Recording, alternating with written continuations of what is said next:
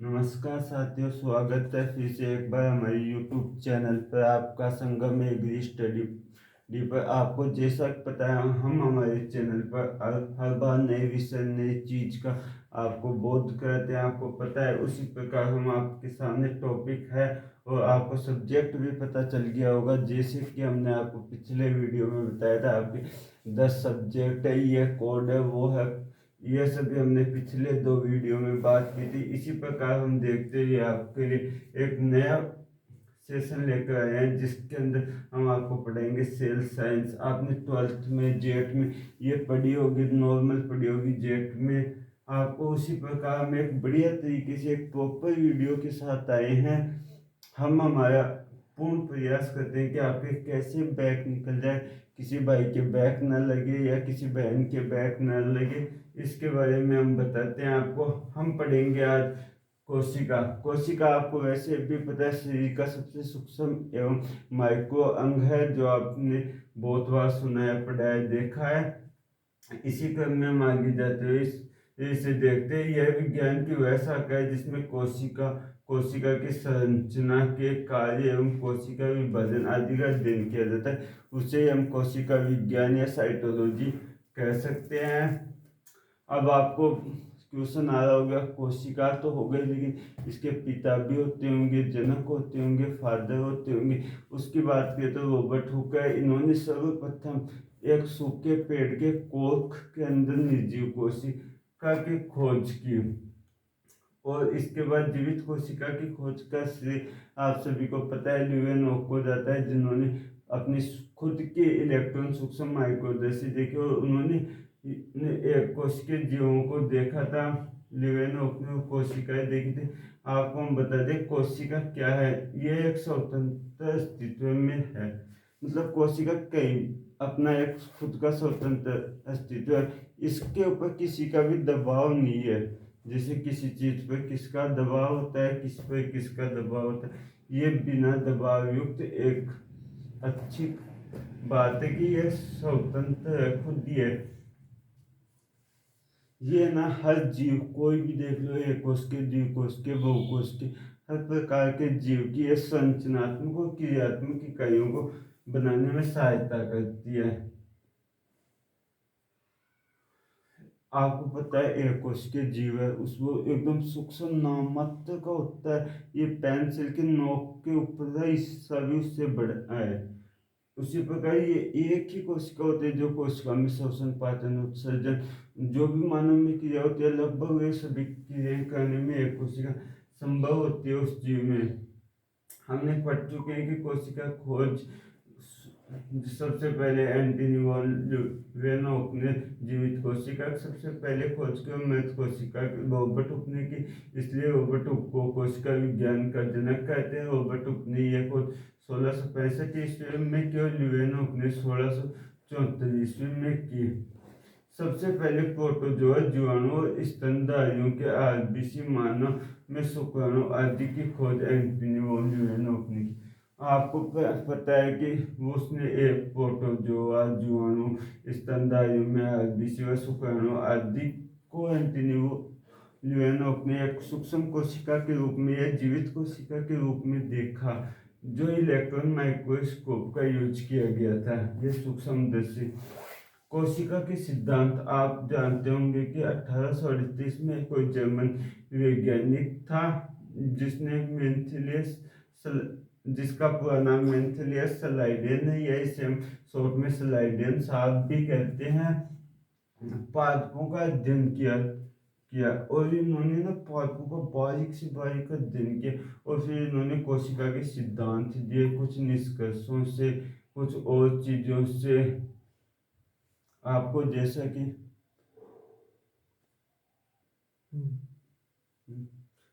साथियों आपको पता है कि हमने सन 1939 में एक जंतु वैज्ञानिक है, जिसे स्वान के नाम से जाना जाता है। आपको पता है कि अलग अलग जंतुओं का इन्होंने अध्ययन किया। इनके अनुसार सभी जंतु कोशिका एवं कोशिका के उत्पादों से मिलकर बने होते हैं। इन्होंने ये कहा कि न जंतुओं में अन्य किसी में कुछ भी चीज़ देख लो, जीवित में या मृत में, प्लांट देख लो, ह्यूमन देख लो, एनिमल्स देख सकते हो आप। इन सभी में इन्होंने एक ही बात कही, इन सब चीज़ें कोशिका से मिलकर बनी हुई है। ये आप देख सकते हो। स्वानसन ने बताया कि पादप कोशिकाओं के बाहर एक अतिरिक्त परत पाई जाती है। मतलब कि आपको पता चलता होगा पादप कोशिका के बाहर एक अतिरिक्त पाया जाता है, जिसको इन्होंने कोशिका भित्ति का नाम दिया। भित्ति का अर्थ है दीवार, दीवार से ले सकते हो, जो कि जंतु कोशिकाओं में अनुपस्थित। और आप उन्होंने कहा ये दीवार केवल पादप कोशिकाओं में ही पाई जाती है, न कि जंतु कोशिकाओं में पाई जाती। नॉट एब्सेंट फॉर जंतु कोशिकाएं, प्रेजेंट फॉर पादप सेल्स, प्लांट सेल्स। स्लाइडेन और स्वानसन। स्लाइडेन जर्मन पादप वैज्ञानिक थे और स्वानसन ब्रिटिश जंतु वैज्ञानिक। इन दोनों में अपन एक ही बात है कि सन आप याद ना भी रखो तो कोई दिक्कत नहीं है, कुछ नहीं पूछेगा, थोड़ी में लिखो मत सन, आपको कोई ये नहीं बोलेगा, कोई नंबर नहीं काट सकता आपका। कोशिका सिद्धांत का प्रतिपादन सभी जीव कोशिका व उसके उत्पादों से मिलकर बने होते। ये दोनों किसने दिए? स्वानसन और स्लाइडेन ने दिए कि कोशिका सिद्धांत प्रस्तुत किया इन्होंने। सिद्धांत का प्रतिपादन सभी जीवित जीव कोशिका व उसके उत्पादों से मिलकर बने होते। ये आपको यहाँ तक समझ में आया? स्लाइडेन व स्वानसन ने कोशिका सिद्धांत यह बताने में असमर्थ रह गए कि बापड़ा बताओ, हम असमर्थ रहेगा।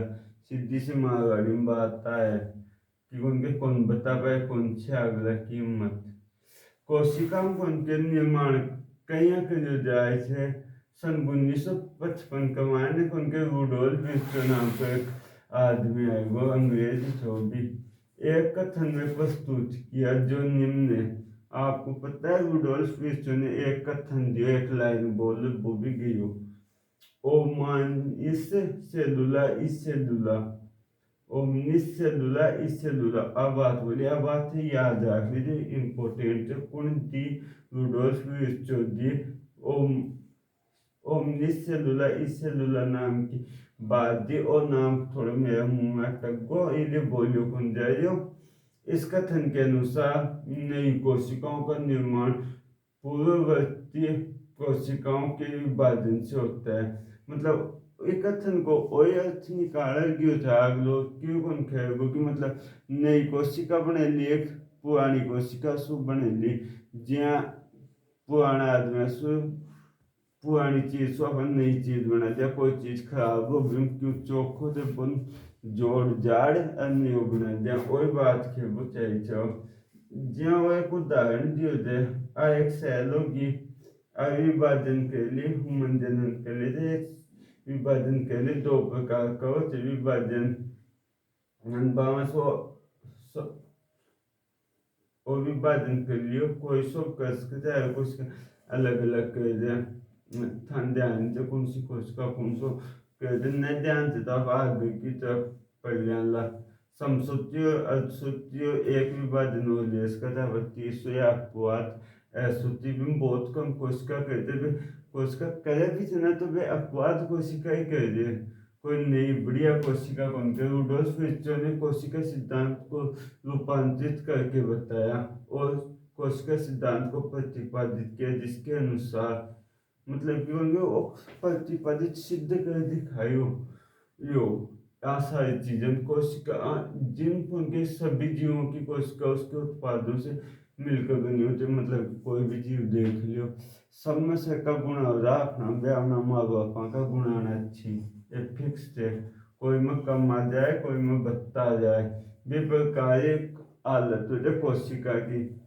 नंबे कोशिका ट्रांसलेट हो जाए धीरे धीरे गुणा में बढ़े जाए थे। मतलब क्यों भी देख लियो बस हो के आवे से लगभग गणकाक में तो कोई एक आधा अपवाद में गुना है। नई कोशिकाओं का निर्माण पुरानी कोशिकाओं के विभाजन से होता। मतलब कि कति अति बात बोली होती है इनके ना, नई कोशिका को निर्माण पुरानी कोशिका से होता। मतलब कोई रीजन से ही बोले थे वो जिको इतन छे कि थे पढ़ो समझो और परीक्षा में आवे लो जना मत बरी पोपारे छू सीधी सी बात है। अब आप भाई एक टॉपिक की बात कर लें जिको नाम है कोशिका का आकार। कोशिका का आकार में यदि आप बात कर ना अलग अलग जानवर उनके कोशिका को आकार अलग अलग हो जाए, कोई में छोटा हो जाए, कोई में बड़ा हो जाए, कोई में कम हो जाए तो कोई में ज्यादा हो जाए। बेप्रकारी थे देख उसको तो सबसे छोटी कोशिका माइक्रोप्लाज्मा बताए उसी वैज्ञानिक तो आप देख खोज करी होनी जिको 0.1 से 0.3 माइक्रोमीटर बताओ रे देखो नामुमकिन सामने तो माइक्रोस्कोप बिना तो सबसे बड़ी कोशिका शतुरमुर्ग का अंडा है। सबसे बड़ी कोशिका छोट शतुरमुर्ग का अंडा होता है। मानव में आरबीसी से 7 यूनिट होते हैं। जंतुओं की कोशिका 3 से 5 माइक्रोमीटर होती है। सबसे लंबी कोशिका तंत्रिका कोशिका मानी जाती है, मतलब लंबी होते थोड़ी और कोशिका सुईलेन तंत्रिका कोशिका आई सबसे लंबी कोशिका थे तंत्रिका कोशिका। आप 1-2 मिनट की और बात कर लिया। कोशिका दो प्रकार की होती है, प्रोकैरियोटिक और यूकैरियोटिक। ये दोनों होगी। अब नमस्ते ठीक है साथियों, जय हिंद जय भारत। हम वीडियो को यही विराम देते हैं आज के लिए।